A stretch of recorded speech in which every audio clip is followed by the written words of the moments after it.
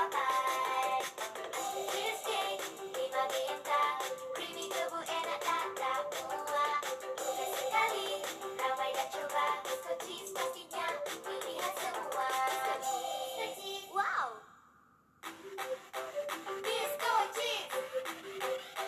Bisko cheese! Nikmat dalam setiap suapan. Bisko cheese, nikmat dalam setiap suapan. Cheesecake 5 bintang, creamy kebu enak tak muak. Mudah sekali, ramai dah coba. Bisko cheese pastinya pilihan semua. Wow! Bisko cheese! Bisko cheese! Nikmat dalam setiap suapan. Bisko cheese, nikmat dalam setiap suapan. Cheesecake 5 bintang, creamy kebu enak tak muak. Mudah sekali, ramai dah coba. Bisko cheese pastinya pilihan semua. Wow! Bisko cheese! Bisko cheese! Nikmat dalam setiap suapan. Bisko cheese, nikmat dalam setiap suapan. Cheesecake 5 bintang, creamy kebu enak tak muak. Mudah sekali, ramai dah coba. Bisko cheese pastinya pilihan semua. Wow! Bisko cheese! Bisko cheese! Nikmat dalam setiap suapan. Bisko cheese, nikmat dalam setiap suapan. Cheesecake 5 bintang, creamy kebu enak tak muak. Mudah sekali, ramai dah coba. Bisko cheese pastinya pilihan semua. Wow! Bisko cheese! Bisko cheese! Nikmat dalam setiap suapan. Bisko cheese, nikmat dalam setiap suapan. Cheesecake 5 bintang, creamy kebu enak tak muak. Mudah sekali, ramai dah coba. Bisko cheese pastinya pilihan semua. Wow! Bisko cheese! Bisko cheese! Okey, Assalamualaikum warahmatullahi taala wabarakatuh dan selamat sejahtera, selamat petang diucapkan. Ya,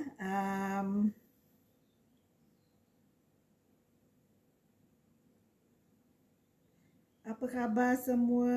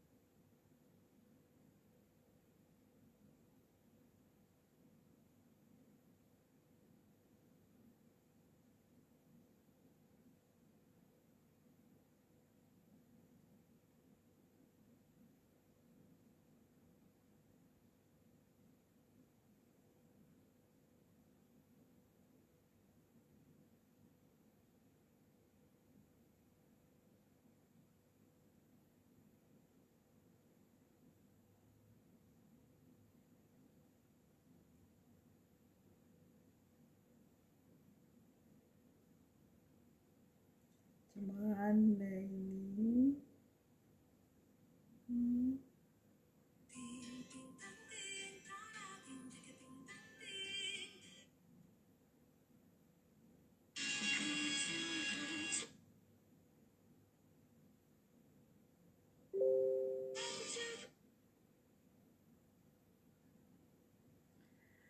Okey, hari ini bersama saya Mem Mazia, ya ingin sembang dengan anda semua. Hari ini saya pilih tajuk menjadi ketua, dan topik yang akan kita sembangkan pada hari ini adalah birokrasi. Jadi masih lagi tak pandai pakai telefon baru, ya. Sorry. Ni nak masuk mana tak tahu ni.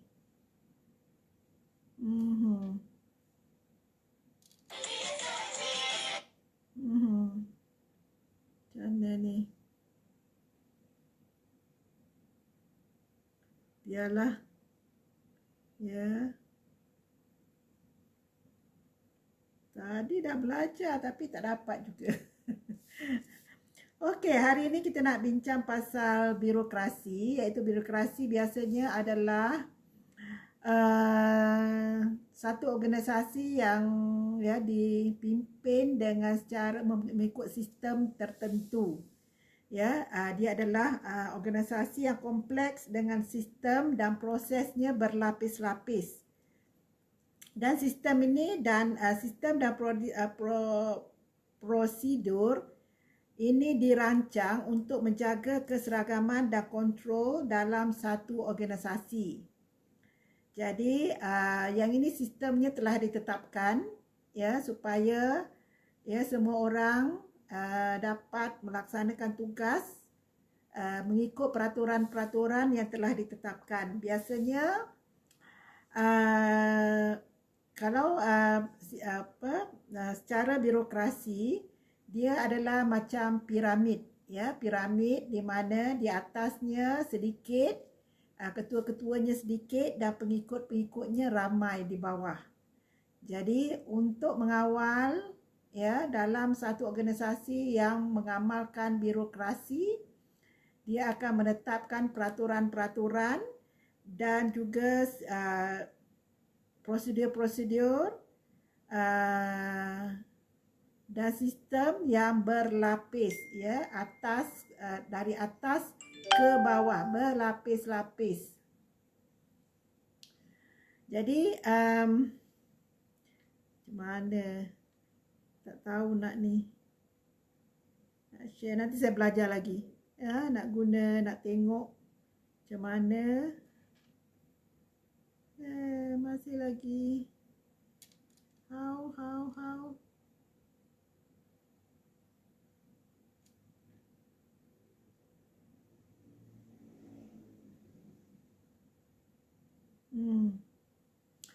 Okey. Jadi birokrasi ini adalah diwujudkan kerana untuk menjamin struktur organisasi supaya dia dapat dikawal oleh sistem dan peraturan. Jadi semua mengikut peraturan-peraturan yang telah ditetapkan. Jadi birokrasi ini akan menentukan tanggungjawabnya dibahagi mengikut keperluan, dan dia adalah di atas mempunyai lebih banyak kuasa jika dibandingkan di bawah dalam satu yang berbentuk piramid, ya. Jadi yang ketuanya sedikit, ya, pengikutnya ramai. Jadi ini akan dapat mengawal sesuatu organisasi. Jadi dia kena ikut sistem. Sistem ini dibina untuk, ya, dipatuhi oleh semua orang dan mesti follow sistem yang telah ditetapkan. Jadi dengan ini kawalannya adalah kawalan yang dibuat dalam sistem dan peraturan. Jadi yang bawah kena akur dengan peraturan yang telah diberi garis panduan yang telah dirancang, dan organisasi ini agak kompleks, ya, dengan sistem, ya. Jadi kalau biasa kita tak gunakan sistem. Okey, mana?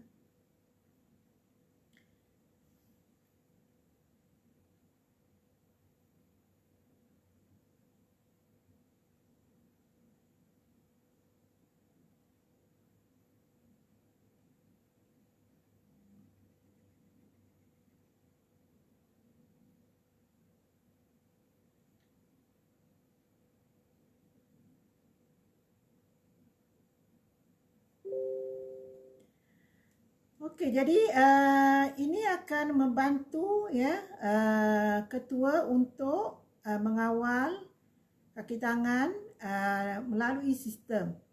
Ya, jadi tidak perlu kawalan yang terus daripada ketua, sebab orang bawahan dia melalui beberapa lapis pentadbiran. Jadi ini adalah birokrasi dan biasanya mengambil masa yang lama untuk membuat keputusan, ya, sebab dari bawah sampai ke atas, kata sekiranya aduan dibuat oleh orang ramai, maka akan sampai di peringkat bawahan, kemudian ke peringkat lebih atas, kemudian ke lebih atas dan ke lebih atas.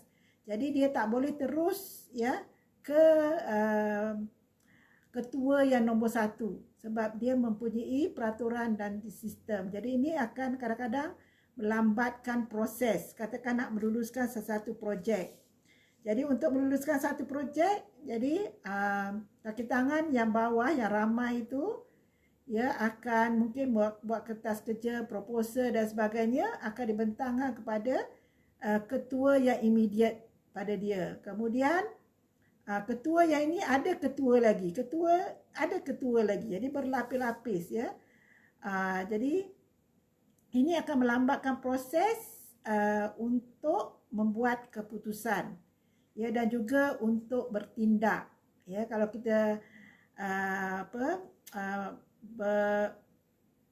berurusan dengan organisasi yang mempunyai birokrasi, maka tuan-tuan mestilah tahu ya bahawa prosesnya mengambil masa, sebab dia perlulah mengikut sistem yang telah ditetapkan.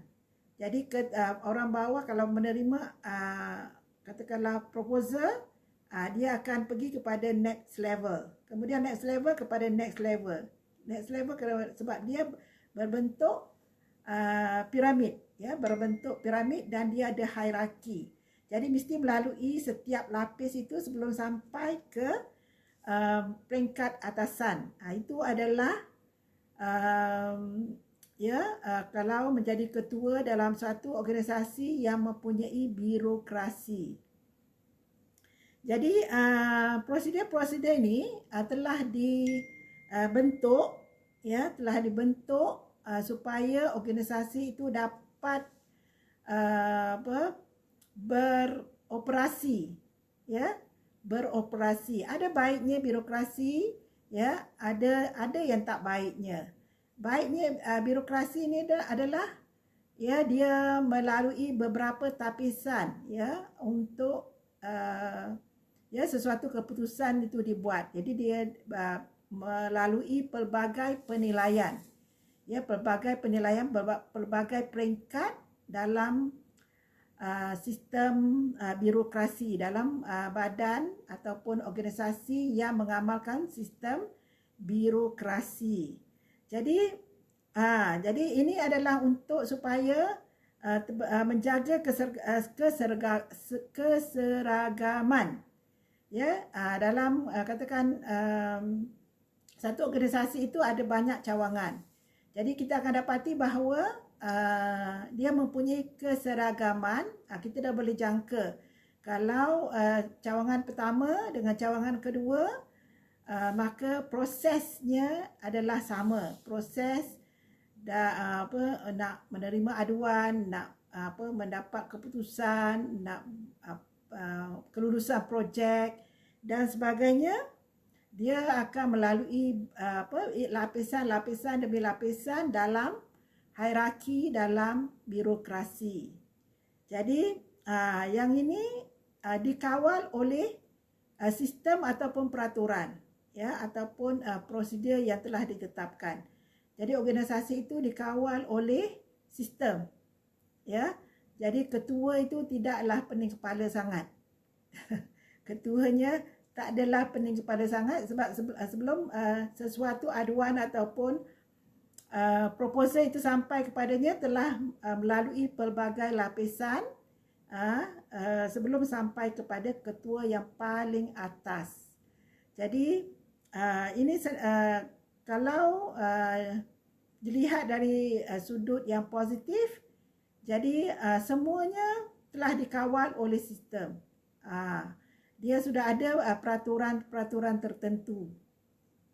Ya, jadi masing-masing sudah apabila memahami peraturan-peraturan, semua akur. Jadi dengan sistem inilah dia dapat dia kawal ya operasi bagi organisasi ataupun pertubuhan tersebut ataupun badan yang dipimpin.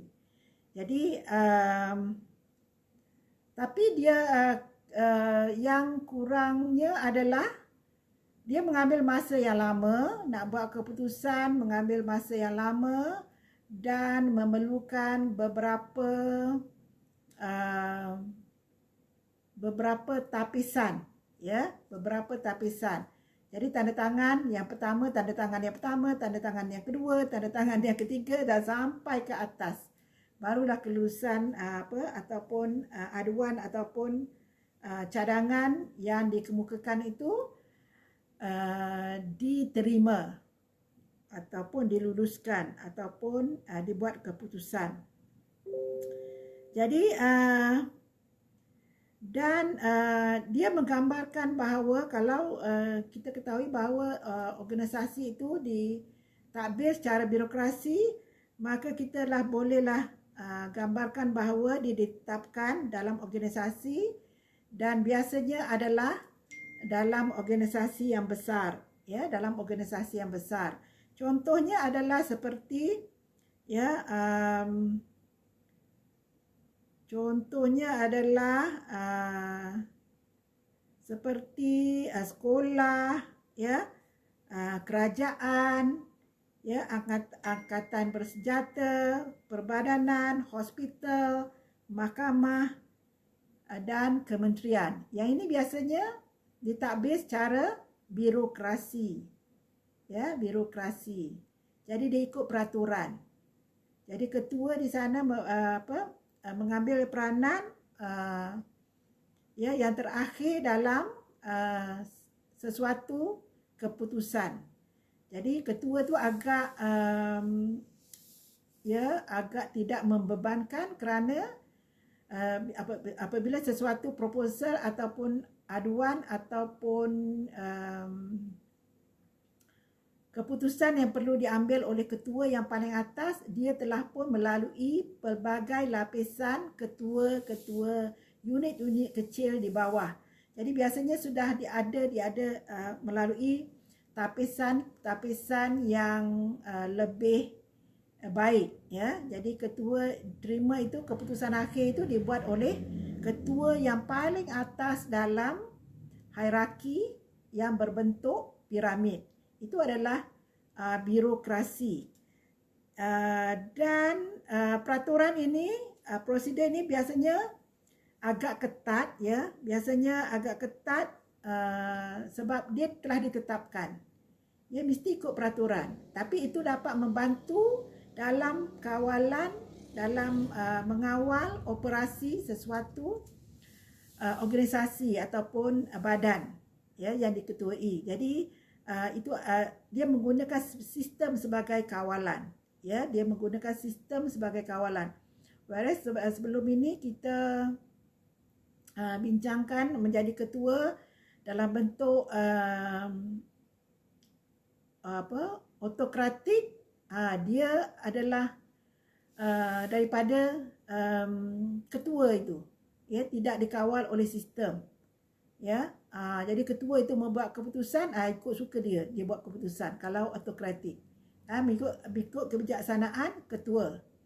Jadi dia biasanya tak ada ketua nombor 2, ketua nombor 3 dan sebagainya. Ya, ketua unit di situ tidak memainkan peranan yang besar. Tetapi dalam birokrasi, ya, dia berbeza sedikit di mana hai, Assalamualaikum. Terima kasih menemani saya. Okey. Salam, ya. Alhamdulillah. Ya, harap semua sihat pada petang ini. ya. Kita mengalami PKPD ya di Selangor ini sebulan. Assalamualaikum, salam sayang semua. Ya, harap bertenang, ya, dapat mengawal emosi dalam, ya, masih lagi dalam PKPD ni, PKPD. Ya, bermula PKPD, mungkin ramai yang stres dan sebagainya. Jadi di sinilah kita perlu mengawal emosi, kita pandai mengawal emosi. Jadi biasanya kalau orang yang beragama Islam, dia tidak lari daripada kita berserah kepada Allah Subhanahu Wa Taala. Jadi itu dah dapat membantu kita. Kalau kita ya memahami itu, maka kita akan lebih tenang, ya, lebih tenang. Jadi dalam PKPD ni. Jadi hari ni saya sembang pasal birokrasi, ya. Birokrasi sebelum ini kita dah menjadi ketua kalau kita ikut autokratik. Ya, autokratik itu macam kuku besi lah. Ya, tapi di sini untuk birokrasi dia dikawal oleh sistem, ya, oleh peraturan. Jadi sistem ini yang mengawal segala proses ataupun pelaksanaan organisasi. Berbeza dengan autokratik, ya. Berbeza dengan kemanusiaan, berbeza dengan apa lagi yang kita bincangkan, karismatik, berbeza dengan demokrasi, ya, berbeza dengan yang apa, transformasi, berbeza sebab yang lain itu dikawal oleh ketua, ya, dikawal oleh ketua. Jadi keputusannya dibuat oleh ketua. Tetapi dalam birokrasi dia dikawal oleh sistem. Peranan ketua di situ agak kecil, agak sedikit, ya. Kenapa kita pilih birokrasi? Kerana birokrasi ini dapat memastikan, ya, operasi dalam sesuatu badan itu dilaksanakan dengan baik. Ya, contohnya satu organisasi, biasanya organisasi yang besar. Ya, organisasi yang besar seperti kementerian, seperti hospital, seperti tentera, seperti apa lagi, mahkamah, seperti semualah tu, dan sekolah, ya. Itu semua dikawal oleh sistem. Jadi sebab dia besar, dia tidak boleh bergantung pada satu ketua.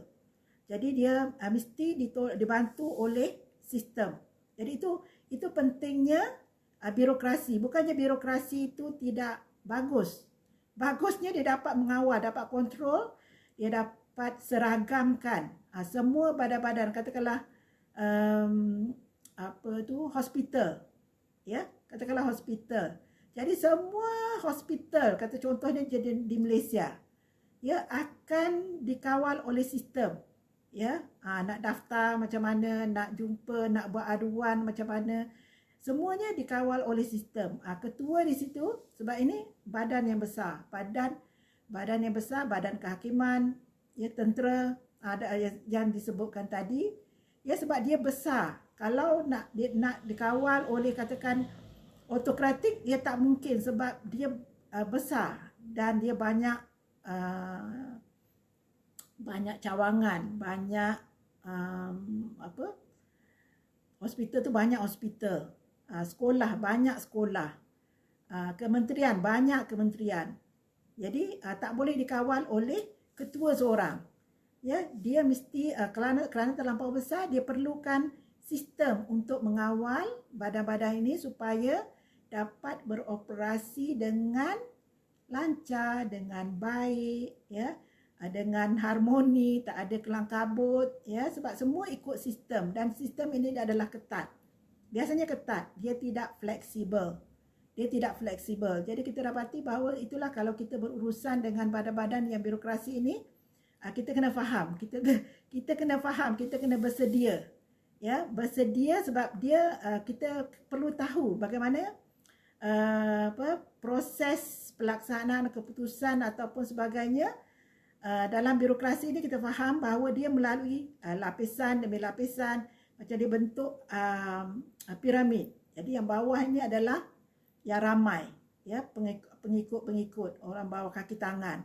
Yang atas itu ketua satu lapis. Atas pada tu ketua unit, ketua jabatan, ketua, dan akhir sekali di atas tu adalah ketua ketua biasanya ketua pengarah, ya. Jadi contohnya kalau apa-apa proposal ataupun kita kata tender dan sebagainya, ya. Kalau tender dan sebagainya, kalau kita melalui birokrasi, kita berurusan dengan badan-badan yang mengamalkan birokrasi, kita kena bersedia secara mental lah bahawa dia akan mengambil masa yang lama, ya, sebab dia mesti melalui proses dari satu lapis ke satu lapis, dari ketua kecil ke ketua besar jadi besar lagi sehingga pada big boss. Jadi proses ini mengambil masa yang lama, tetapi proses ini akan menjamin tapisan demi tapisan dibuat. Sebab dia besar, ya, dia dikawal, dia perlu dikawal. Dia tidak bolehlah membuat keputusan dengan sewenang-wenangnya. Ya, sebelum sampai pada big boss itu, keputusan itu proposal ataupun cadangan ataupun aduan dan sebagainya telah ditapis, ya, telah ditapis, dia dibuat penilaian, lepas tu dia buat penilaian, kadang-kadang tu, ya, jabatan ini, kemudian ke jabatan sana, ke jabatan sini, ikut yang berkaitan, ke meja sini, ke meja sana, ke meja sana, ya, kita kat meja, semua tengok bahagian masing-masing. Selepas dibuat keputusan akhir itu, barulah dikemukakan kepada ketua pengarah. Itu adalah birokrasi, ya, dikawal oleh sistem yang ketat dan biasanya kurang fleksibel dan nak kata efisien ke tak efisien tu bergantung kepada sudut yang kita tengok. Kalau ikut masa tak efisien. Kalau kita tengok daripada sudut masa itu tidak efisien. Tapi mungkin keputusan yang diambil itu mungkin efisien dari segi penilaian demi penilaian telah dibuat dengan teliti, ya, dari meja ke meja, dari unit ke unit, masing-masing dengan kepakaran masing-masing akan memberi cadangan masing-masing sebelum ketua yang paling atas membuat keputusan. Okey, itu adalah sedikit sebanyak tentang birokrasi, ya. Dan dia ada tata cara ataupun tata caranya yang dipiawaikan, ya, ada standard tata cara yang tertentu.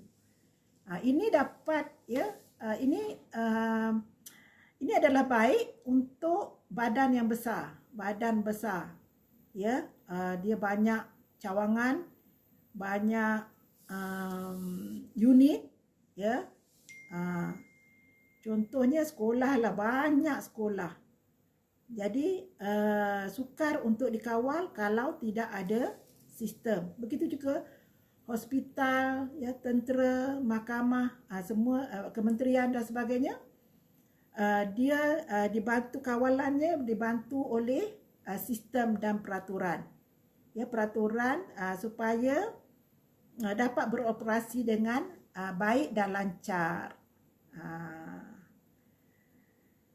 Jadi kalau menjadi ketua dalam organisasi yang mempunyai birokrasi, kita kena tahu peranan kita, ya.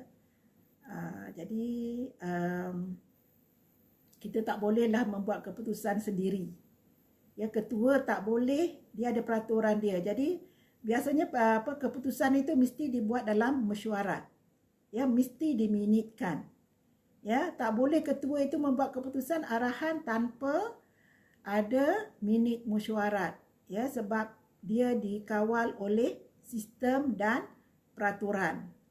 Jadi kita sebagai ketua kita kena tahu di mana had kita kita tak bolehlah sebagai kuku besi. Ya, kuku besi dalam sistem birokrasi. Kerana dia dikawal oleh peraturan. Dia dikawal oleh peraturan. Kalau kuku besi pun ya tak menjadi sangat, ya tidak seperti pentadbiran secara autokratik. Dia tidak seautokratik jika mentadbir satu badan yang tidak dikawal oleh birokrasi. Kalau badan yang tidak menggunakan birokrasi, autokratiknya menjadi. Ya, kuku besinya sangat kuku besi, boleh. Tetapi dalam birokrasi dia tidak, kuku besinya tak berapa tajam. Tak berapa tajam sebab sebahagian besar pentadbirannya adalah dikawal oleh sistem. Dikawal oleh sistem. Jadi semua orang ikut sistem. Dia tahu sini lepas ini apa, lepas ini proses apa.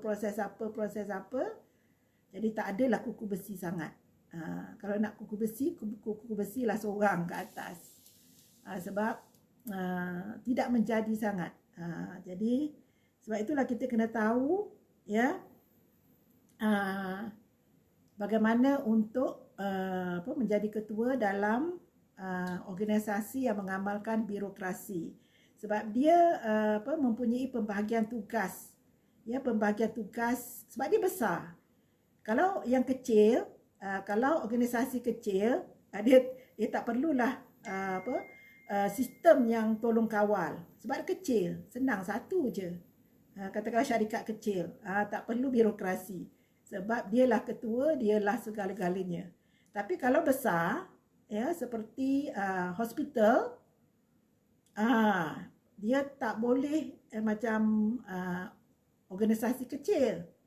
Ya, dia perlu sesuatu yang membantu untuk operasi itu boleh berjalan dengan pelaksanaan itu boleh berjalan dengan lancar. Jadi dia perlukan sistem. Dan sistem ini yang diguna pakai adalah birokrasi, ya, mengikut hierarki. Ada baiknya sebab dia yang besar, ya, perlukan sesuatu yang membantu untuk mengawal, untuk kontrol semua tu supaya pelaksanaannya berjalan ikut yang diharapkan, ya. Sebab dia besar. Kalau kecil, itu biasanya tidak menggunakan birokrasi. Sebab birokrasi ni cerewet, lambat. Ya, prosesnya ambil masa. Ya, dari satu meja. Sebab dia ada pembahagian tugas. Ini tengok bahagian, katakanlah hospital. Kalau contohnya hospital. Ini bahagian peralatan. Ini bahagian kepakaran. Ini bahagian kebajikan. Dia banyak bahagian sebab dia besar.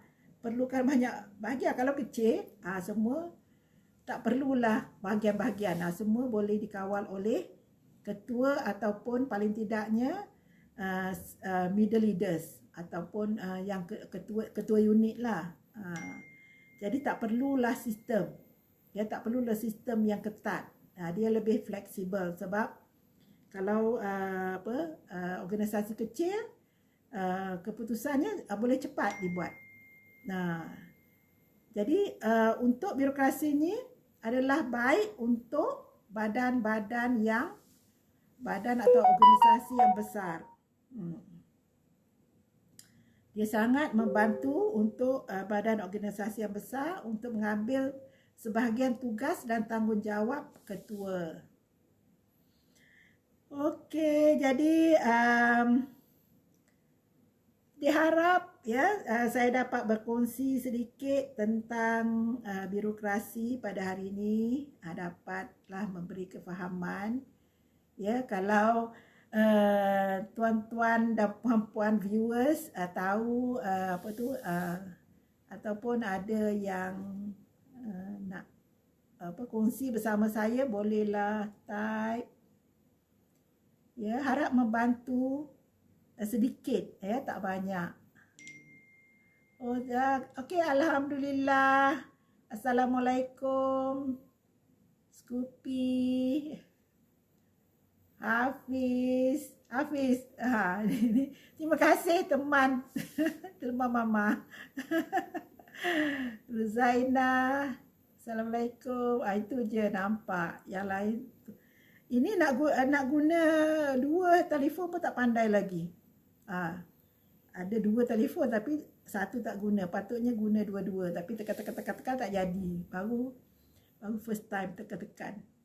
Ya, dah ada dua telefon sekarang. Daripada satu menjadi dua. Daripada ya tak pandai buat live, bukanlah pandai, bolehlah buat live. Okey. Jadi harap dapatlah membantu sedikit sebanyak tentang birokrasi. Jadi sebab itulah kalau kita ya ke jabatan-jabatan yang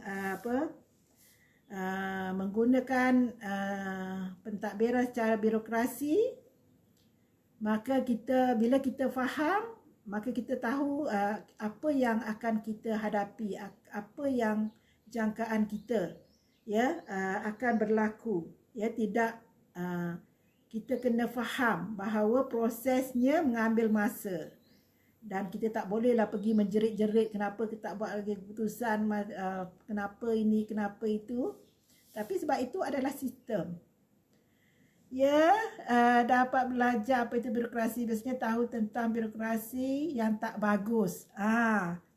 Memang pada kita memang tak bagus, tetapi yang bagusnya ya dia dapat memastikan operasinya berjalan lancar ya tanpa menunggu keputusan ataupun arahan daripada ketua. Kalau tidak, pengsan ketua tu, kena fikir semua-semua. Ya, kalau tak ada birokrasi.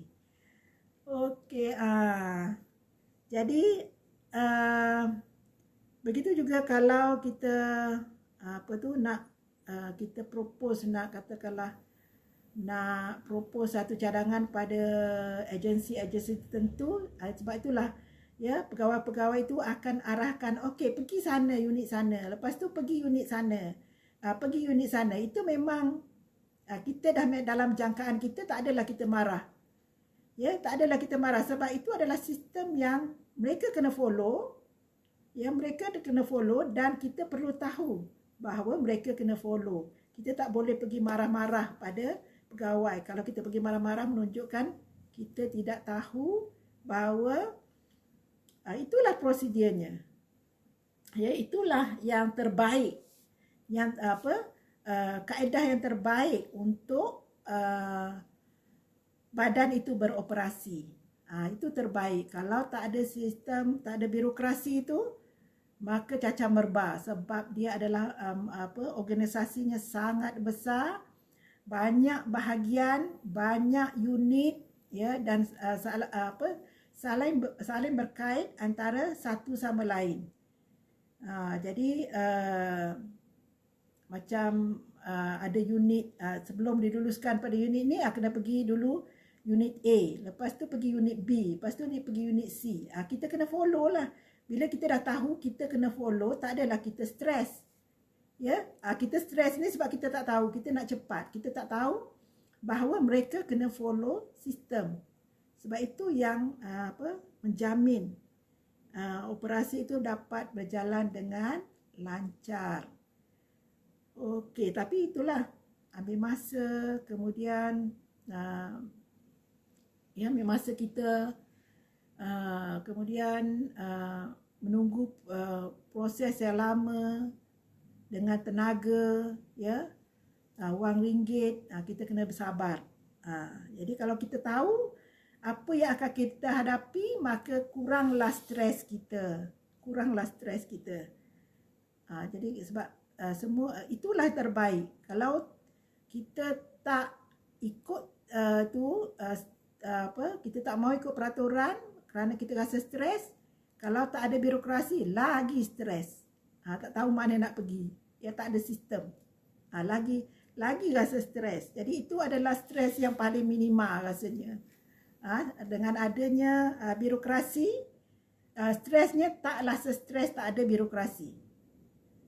Okey, jadi diharap perkongsian ini memberi manfaat walaupun sedikit, ya. Jadi ya saya pun bukannya pakar, ya pakar cuma nak sembang saja, tak adalah nak berkongsi saja, ya, berkongsi untuk sembang pada mereka yang ya nak meluangkan masa bersama Mem Maziah. Okey. Jadi harap membantu, ya. Jadi nanti kita akan kupas untuk menjadi ketua dan secara tak langsung menjadi pengikut. Ya, walaupun kita bincang menjadi ketua, tetapi ketua itu adalah datangnya daripada pengikut. Sebelum dilantik menjadi ketua, dia juga adalah pengikut. Ya, bila dah lama jadi pengikut, barulah dilantik menjadi ketua. Kecuali lah kalau organisasi yang kecil. Organisasi yang kecil, kita boleh terus jadi ketua. Tetapi kalau organisasi yang macam tu, dia tak guna birokrasi. Ya, dia akan guna kepimpinan cara lain yang kita dah sembang. Mungkin kita akan sembang lagi perkaitan antara satu cara dengan cara yang lain. Okey. Jadi kalau ketua yang birokrasi ni, ya kuasanya tidak penuh. Ya, kuasanya tidak penuh. Jadi kadang-kadang dia pun dikuasai oleh birokrasi. Jadi dia tak boleh buat keputusan ikut pandai dia atau suka-suka nak buat keputusan, tidak. Kalau dia tidak ikut peraturan juga, dia juga mungkin akan terkesan, ya, seperti mana pengikutnya. Sebab dia perlu dia ada sistem dan peraturan. Siapa yang tak ikut peraturan, walaupun ketua, dia akan terkesan, ya. Terkesan sebab kuasa yang ada pada birokrasi ini biasanya kuasanya dibahagi dengan kuasa yang sah dilantik, dia dilantik, tetapi lantikan itu juga dipengaruhi oleh sistem.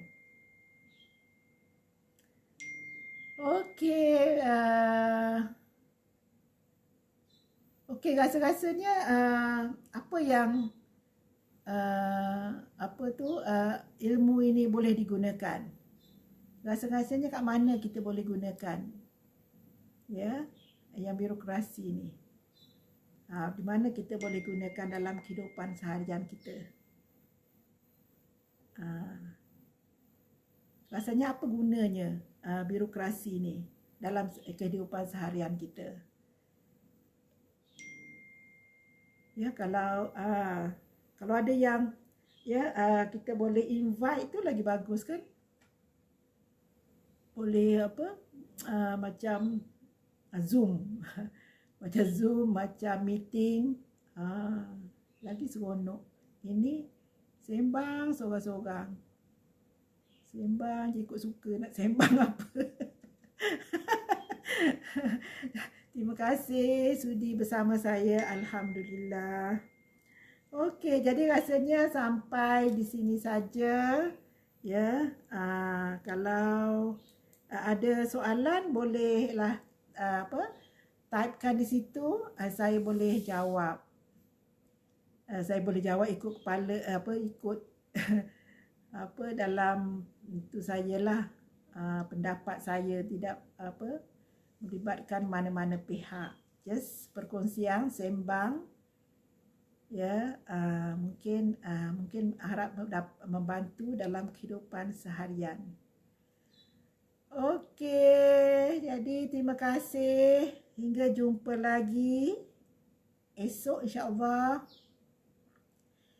Bye. Sekian, wabillahi taufik wal hidayah. Wassalamualaikum warahmatullahi taala wabarakatuh.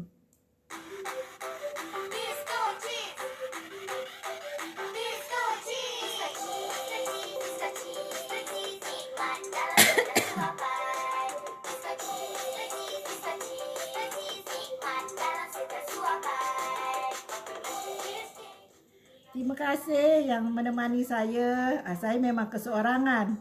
Ya. Jadi boleh apa PKP ni rasanya kalau tak PKP pun saya seorang. Jadi PKP ni dapat teman saya, alhamdulillah, sebab PKP agaknya. Alhamdulillah, ya. Bolehlah saya bersembang. Edukasi penting supaya kita tahu yang sesemua jalan mempunyai organisasi untuk mengurus takbir. Alhamdulillah. Terima kasih atas respon. Dia sangat memberi sangat bermakna bagi saya. Alhamdulillah. Memberi semangat kepada saya sebenarnya. Alhamdulillah. Okey. Bye.